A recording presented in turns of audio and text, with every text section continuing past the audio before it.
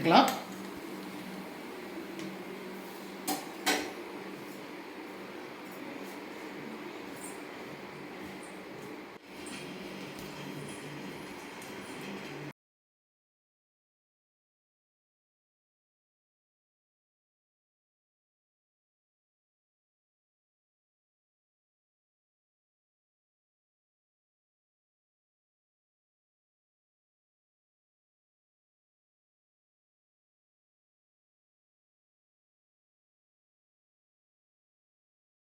Hello friends, welcome to our channel. இன்றைக்கு பதிவில் ஒரு சுவையான ஒரு கம்பு தோசை. கம்பு வெயில் காலத்துக்கு ரொம்ப குளிர்ச்சியானது.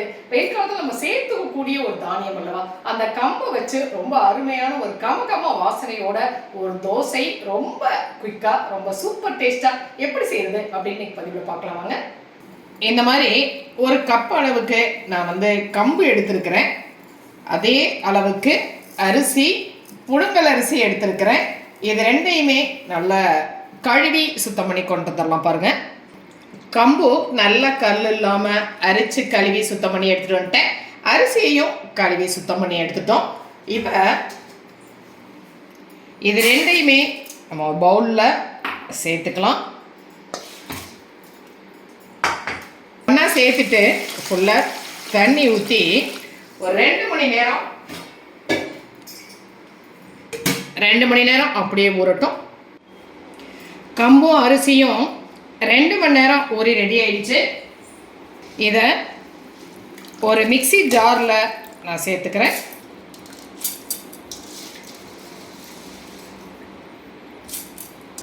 இதோட ஒரு 10-12 சின்ன வெங்காயம் உரிச்சு வச்சிருக்கிறேன். அதை இதோட நான் சேர்த்துக்கிறேன். 1.5 டீஸ்பூன் அளவுக்கு ஜீரகம் எடுத்துருக்கிறேன், அதையும் சேர்த்துக்கிறேன். ஒரு 3 பச்சை மிளகாய் சேர்த்துக்கலாம். 2 இனுக்கு கறிவேப்பிலை சேர்த்துக்கிறேன்.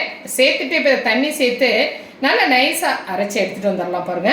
மாவை நல்லா நைஸாக அரைச்சி எடுத்து வச்சு இதை ஒரு பவுலுக்கு நாம் மாற்றிக்கலாம்.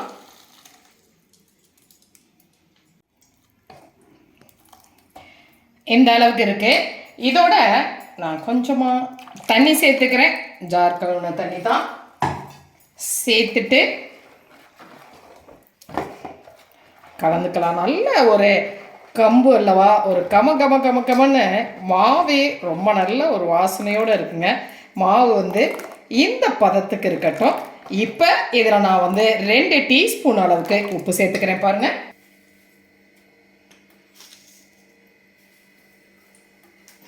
சேர்த்துட்டு நல்லா கலந்துக்கலாம்.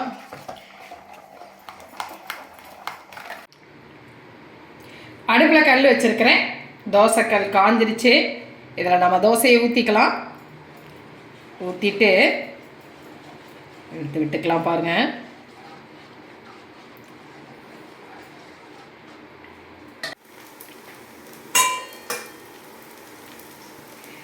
சுற்றி ஒரு ஸ்பூன் ஆயில் சேர்த்துருக்கிறேன். இது நல்லா வேகட்டும்.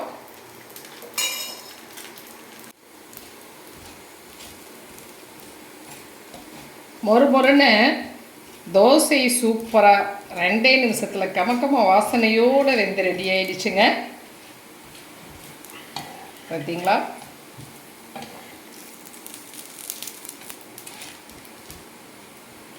இந்த ஸ்டேஜில் தோசையை நாம் எடுத்துடலாம். அழகான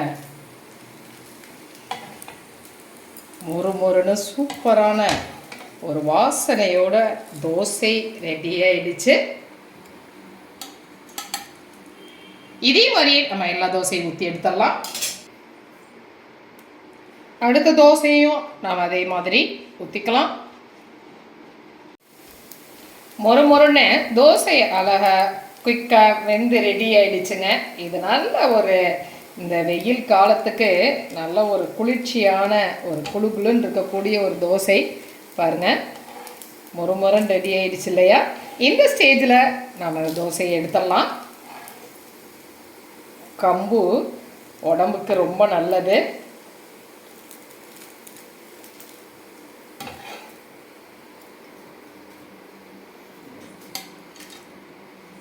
இதுக்கு தேங்காய் சட்னி பொருத்தமான ஒரு சைட் டிஷ்ஷாக இருக்கும். இந்த சட்னியும் சுட சுட இந்த தோசையை சாப்பிடும் பொழுது ரொம்ப ஒரு அருமையான ஒரு டேஸ்ட்டாக இருக்கும் பாருங்கள். மொறு மொறு தோசை, கம்பு தோசை, வெங்காயம் இதெல்லாம் நம்ம சேர்த்து அரைச்சிருக்கிறதுனால, வெங்காயம் பச்சை மிளகாய் இதெல்லாம் அரைச்சிருக்கிறதுனால ஒரு நல்லவே ஒரு டேஸ்ட்டாக இருக்குங்க. வாசனையும் சூப்பராக இருக்கும். வெயிலுக்கும் நமக்கு உடம்புக்கு நல்ல ஒரு குளிர்ச்சியை தரக்கூடிய ஒரு தோசை. இது நல்ல டேஸ்ட்டாக இருக்கும். செஞ்சு சாப்பிட்டு பாருங்கள்.